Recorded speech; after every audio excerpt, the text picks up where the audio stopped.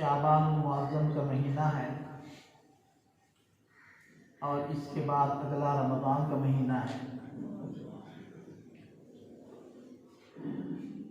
नबी पाक सल्लल्लाहु अलैहि वसल्लम तो रजब के शुरू से ही रमज़ानुल मुबारक का इंतज़ार फरमाने लग जाते थे, जैसे कि वो दुआ कई बार सुनाई है, अल्लाहुम्मा बारिक लना फी रजब व शाबान व बल्लिगना रमज़ान।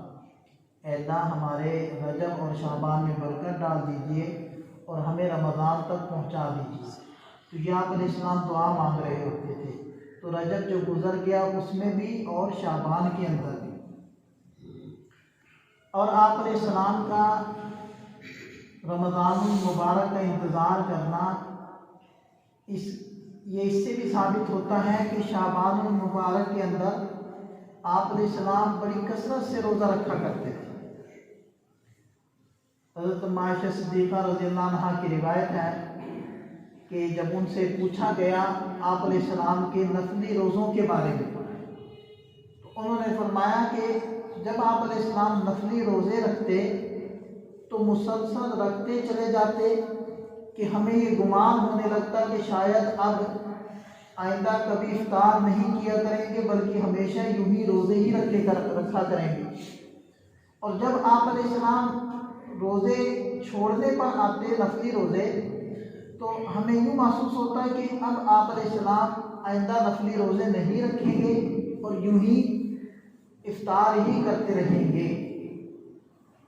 फिर आगे फरमाती हैं कि सबसे ज़्यादा जो कसरत से रोज़ा रखा करते थे आप अलैहिस्सलाम नफली, वो शाबान के महीने में रखा करते थे। और फिर फरमाया कि पूरा ही शाबान का महीना रोज़ा रखते थे सिवाय चंद दिनों में। तो इस रिवायत से पता चलता है कि आप अलैहिस्सलाम शाबान के महीने में कसरत से रोज़े रखते थे। इसी तरह एक और रिवायत भी आती है तिरमिज़ी शरीफ में कि उस रिवायत का भी मफ़हूम यही है कि नबी पाक सल्लल्लाहु अलैहि वसल्लम सिवाय रमज़ान और शाबान के मुसलसल रोज़े और किसी महीने में नहीं रखा करते। तो शाबान में नफली हो गए और रमज़ान में फ़र्ज़ रोज़े हो गए। तो इन रिवायात की रोशनी में शाबान की अहमियत और फजीलत हमारे सामने रोशन हो जाती है, वाज़ेह हो जाती है कि इसके अंदर आप अलैहिस्सलाम नफली रोज़ों का एहतमाम किया करते थे। तो हमें भी चाहिए कि हम भी नफली रोज़ों का एहतमाम करें। और अगर किसी के ज़िम्मे साबिक़ा रमज़ान के कोई फ़र्ज़ रोज़े हों, उनकी क़ज़ा करनी है, तो वो भी इसी शाबान के महीने में अपनी क़ज़ा कर दें, इसको आगे ना लेकर जाए। हज़रत आयशा सिद्दीक़ा रज़ियल्लाहु अन्हा की रिवायत है, वो फरमाती हैं कि मैं अपने साबिक़ा रमज़ान के रोज़े, वो रहे हुए और छूटे हुए रोज़े, वो शाबान के अंदर क़ज़ा कर लिया करती थी। तो आमतौर पर औरतों के अंदर ये मसला होता है कि उनके कुछ रोज़े रह जाते हैं, तो वो इस महीने के अंदर उन रोज़ों को रखने का एहतमाम कर लें, उनकी क़ज़ा कर लें, इससे पहले कि अगले रमज़ान के रोज़े आ जाए, फ़र्ज़ आ जाए, इससे पहले हमारे ऊपर से साबिक़ा रोज़े वो उतर चुके हों, उनकी ज़िम्मेदारी हमारी तरफ से अदा हो चुकी है। और इस शाबान की जो 15वीं तारीख़ होती है, जिसको हम शब बारात भी कहते हैं, तो इसकी इबादत के बारे में भी चंद रिवायात मौजूद हैं। अगरचे वो सारी रिवायात ही कमज़ोर हैं सनद के एतबार से, लेकिन मुहद्दिसीन फरमाते हैं कि जब एक रिवायत और जिसकी सनद के अंदर कमज़ोरी और ज़ौफ़ हो, वो रिवायत दीगर अपनी जैसी रिवायात से मुअय्यद हो जाए, तो उस रिवायत के अंदर कुव्वत पैदा हो जाती है इतनी कि आदमी उसके ऊपर अमल कर सके और उसको बतौर दलील के पेश कर सके। तो 10 सहाबे किराम हैं कि जिनसे 15 शाबान यानी शब बारात के अंदर इबादत करने की फजीलत साबित होती है। बाज़ लोग तो बहुत ज़्यादा फ़ज़ाइल बयान कर रहे होते हैं शब बारात के जी उसमें फ़लाँ नवाफिल पढ़ो तो ये फजीलत मिलेगी, फ़लाँ पढ़ो तो ये मिलेगी, और कुछ नवाफिल भी उन्होंने मुतय्यन किए होते हैं, नवाफिल की तादाद भी वो कुछ बताते हैं और पढ़ने का तरीका भी ख़ास बताते हैं। तो ये भी मुबालगा है। और बाज़ लोग यकसर इस चीज़ का इनकार कर देते हैं कि शब बारात की कोई फजीलत साबित ही नहीं। वो कहते हैं कि जो फ़ज़ाइल हैं वो शब कदर के हैं, ये शब बारात के नहीं। और जो रिवायात दलालत करती हैं चूँकि उनके अंदर ज़ौफ़ है, लिहाजा वो इस काबिल नहीं है कि हम उनको बुनियाद बनाकर इसकी फजीलत साबित कर सकें। तो दोनों तरफ देखें कि सख्ती है, एक तरफ तो बहुत ज़्यादा गुल्म है और दूसरी तरफ बिल्कुल इनकार। तो हमने बीच दरमियानी राह इख्तियार की है कि मुहद्दिसीन जो फरमाते हैं उसके मुताबिक, उसकी रोशनी में कि फजीलत तो साबित हो जाती है, लेकिन ख़ास नवाफिल और उन नवाफिल को पढ़ने का ख़ास तरीका, ख़ास तौर पर मस्जिद के अंदर एहतमाम करना, बाजमात उन नवाफिल को अदा करना और बड़े ज़ोर शोर के साथ उसके मुख्तलिफ फ़ज़ाइल बयान करना, ये क़तआन किसी रिवायत से साबित नहीं है। नफली इबादात के बारे में एक फ़ायदा हमारे ज़हन के अंदर रहना चाहिए। नफली इबादात में इनफिरादी तौर पर इबादत करना और घर के अंदर इबादत करना ये अफजल है। फ़र्ज़ों के अंदर अफजल क्या है, बल्कि वाजिब का जो दर्जा है वो यह है कि मस्जिद के अंदर जाकर बाजमात फ़र्ज़ों को अदा किया जाए, लेकिन नवाफिल के बारे में जो आला दर्जा है और सुन्नत भी है वो ये है कि इनफरादी तौर पर किए जाए और घर के अंदर अदा किए जाए। इल्ला ये कि जिन नवाफिल के बारे में नबी पाक सल्लल्लाहु अलैहि वसल्लम की तरफ से ही जमात करवाना साबित है तो उनके अंदर जमात करवाई जाएगी। उसके अलावा बकिया तमाम नवाफिल के लिए यही ज़ाब्ता होगा। अब जैसे जिक्र किया कि शब बारात की कुछ ना कुछ अहमियत और फजीलत तो साबित है, और हज़रात साहबे किराम और मशाइख़ उम्मत वो एहतमाम भी इबादत का किया करते थे, लेकिन कुछ ख़ास इबादत, कोई ख़ास नवाफिल, कोई ख़ास तरीके से इबादत, ऐसा कुछ चूँकि साबित नहीं है, लिहाजा शब बारात को अहमियत तो दी जाए और इस रात को फजीलत वाला तो समझा जाए और इबादत तो की जाए, लेकिन वो इनफरादी तौर पर की जाए, अपने घर के अंदर की जाए। चाहे वो नवाफिल आप अदा करें, जितने भी दो रकात करके जितने भी नवाफिल अदा कर लें, चाहे वो आप दुआ मांगें, चाहे तिलावत करें, चाहे जिक्र करें, जो भी इबादत करें घर में आप करें, उसमें कोई रुकावट नहीं। इसी तरह बाद लोग बड़ा एहतमाम करते हैं शब बारात में कब्रिस्तान जाने का।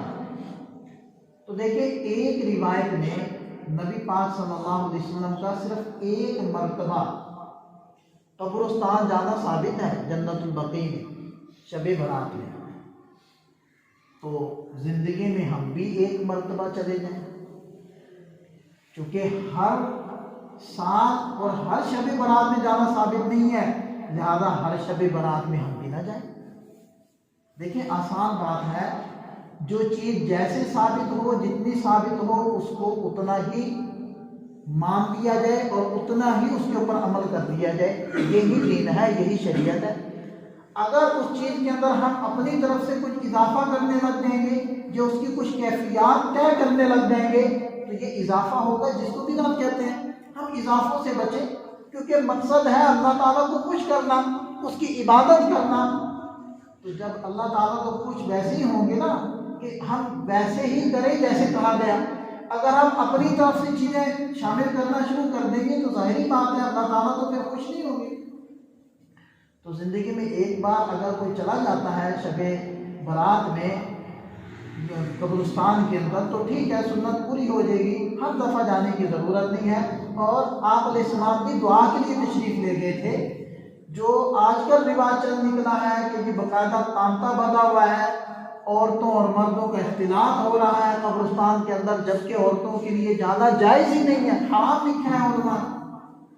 और चरागा किया जा रहा है, वहाँ सफाइयाँ हो रही हैं और बाकायदा कब्रों को दुरुस्त किया जा रहा है, लीपा जा रहा है, अगरबत्तियाँ सुखाई जा रही हैं, पत्तियाँ फूलों की बखेरी जा रही हैं। भाई अगर किसी का अमल अच्छा था, वो अमल सालेह वाला था, तो उसकी कब्र मुनव्वर है, बाहर के कुमकुमे और बाहर की रोशनियाँ और हमारी जलती हुई अगरबत्तियाँ और हमारे बखेरे हुए फूल उनको कोई फ़ायदा नहीं दे सकते, इसलिए कि उनकी कब्र तो उससे बहुत ज़्यादा नूरानी है और बहुत ज़्यादा खुशबूदार है। और अगर उसका अमल ही सालेह नहीं, तो अगरबत्तियों का धुआं तो ऊपर से ऊपर ही उड़ गया, वो तो अंदर कैसे घुसेगा? फूलों की पत्तियां तो बेचारी ऊपर ही पड़ी सूख जाएंगी। तो अगर उसका अमल सालेह नहीं है तो फिर हमारे इस अमल करने का कोई फायदा नहीं है, और जिसका अमल सालेह है उसको जरूरत नहीं है, तो ये काम करने की हमें जरूरत ही क्या है कि हम इस रात में बड़े तमाम के साथ कब्रिस्तान पहुंचे और ये सारे काम करें और इसको सुन्नत समझ कर करें, तो इससे भी बचना चाहिए। इसी तरह बाज़ लोग इस रात के अंदर खाना पकाने का बड़े एहतमाम करते हैं, हलवा पकता है, बाज़ जगह कुछ और चीज़ें भी रिवाज में हैं।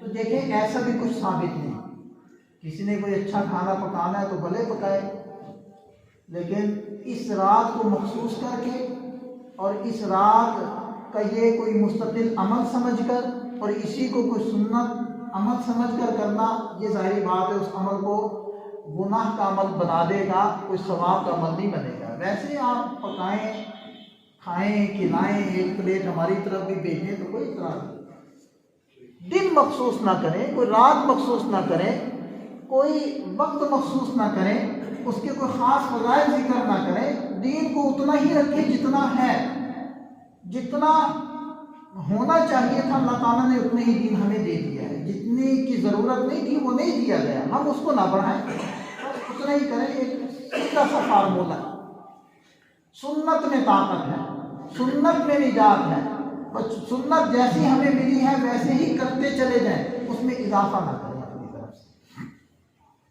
तो पता चला कि इस रात के अंदर मखसूस इबादत भी नहीं है, इस रात शब बारात में मखसूस किस्म के खाने पकाने ये भी नहीं है, इस रात में इहतमाम करना, हर साल कब्रिस्तान जाना, इसका भी कोई सबूत नहीं है। एक मरतबा जाने का सबूत है तो ज़िंदगी में एक दफ़ा चले जाएं सुन्नत पूरी करने के लिए। और इसी तरह बाद लोग ये समझते हैं कि शब बारात के बाद जो अगला दिन आएगा 15 शाबान का, उसमें रोज़ा रखने की भी वो कुछ फ़ज़ाइल जिक्र कर रहे होते हैं, तो वो भी साबित नहीं है, ज़ईफ़ रिवायत है। उस एक ज़ईफ़ रिवायत की बिना पर ये चीज़ साबित नहीं हो सकती। देखिए शब बारात की फजीलत यानी ये रात अहम है, इस रात में इबादत दीगर रातों की बनिस्बत ज़्यादा अहमियत की हामिल है। ये बात 10 सहाबा से मरवी है, अगरचे 10 की 10 रिवायात ज़ईफ़ हैं, लेकिन मुहद्दिसीन के ज़ाब्ते के मुताबिक जब एक रिवायत, एक ज़ईफ़ रिवायत को तायीद मिल जाएगी बकिया ज़ईफ़ रिवायात से, तो वो इस काबिल हो जाएंगी कि उसके ऊपर हम अमल करें। लेकिन रोज़ा रखने के बारे में जो रिवायत है वो अकेली है और कमज़ोर है, लिहाजा उसके ऊपर हम अमल करें और उसको कोई फजीलत की चीज़ बनाएं, ऐसा कुछ नहीं है। तो ये चीज़ें तफसील से आगे। आखिरी बात मैं अर्ज़ करूँगा 15 शाबान शब बारात के हवाले से, वो ये है कि बच्चे इस रात में पटाखे बजाते हैं, चुटियाँ उड़ाते हैं और लोग चरागा करते हैं, घरों के ऊपर छोटे छोटे दिए कोई लगा देते हैं, कोई आजकल चाइना वाली वो लाइटें लगा देते हैं और उसको भी वो कोई इबादत समझ रहे होते हैं। देखें इस चीज़ का तो इबादत के साथ कोई ताल्लुक ही नहीं, ना करीब का ना दूर का। पटाखे बजाना इसके अंदर तो इसराफ भी है, इसराफ नहीं तब्ज़ीर है। इसराफ तो वहाँ होता है कि एक काम जायज़ हो, 10 रुपये में होता हो, आप खां का 20 लगा रहे हैं, तो ये ऊपर वाला जो 10 रुपये है, दूसरे वाला 10 रुपये, ये इसराफ है। तब्ज़ीर होता है कि जहाँ ज़रूरत ही नहीं है वहाँ खर्च कर रहे हैं, इसलिए इसराफ तो करना गुनाह है। मुबज़्ज़िरीन के बारे में इरशाद फरमाया इख्वानुश शयातीन, ये शैतान के भाई। तो ये तब्ज़ीर है, जहाँ हुक्म ही नहीं है लगाने का तो ये लगाए जा रहे हैं पैसे। और फिर इसके अंदर ईज़ा है, दूसरों को तकलीफ पहुंचाना है, उस इंसानों को भी और फरिश्तों को भी, ये तो गुनाह है। और जो लोग जिन लोगों को पता है हमारे बच्चे ये काम कर रहे हैं और वो उनको पैसे भी दे रहे हैं और मना नहीं कर रहे, वो भी उसके अंदर शामिल हो गए, क्योंकि उन बच्चों की जिम्मेदारी तो अला कुल्लुकुम राइन व कुल्लुकुम मसऊलुन अन रइयती, तुम में से हर एक जिम्मेदार है और तुमसे अपने माँ बापों के बारे में पूछा जाएगा। इस हदीस की वजह से हर एक के जिम्मे ये लाजिम है कि वो अपने बच्चों, अपने माँ बापों के ऊपर नजर रखे कि वो ठीक कर रहे हैं गलत कर रहे हैं। अब वो पटाखे बजा रहे हैं, चुगलियाँ उड़ा रहे हैं, जिन जिनके बच्चे हैं वो भी उनके अंदर मुब्तला हैं, वो भी गुनहगार, लिहाजा इससे भी बचा जाए। तो ये सारी खराफात थी, जिनका बिदात थी, रसूमात थी, जिनका मैंने जिक्र किया, कितनी फजीलत साबित है वो मैंने जिक्र कर दी। तो इतना ही हम करें जितना साबित है, उससे आगे ना करें।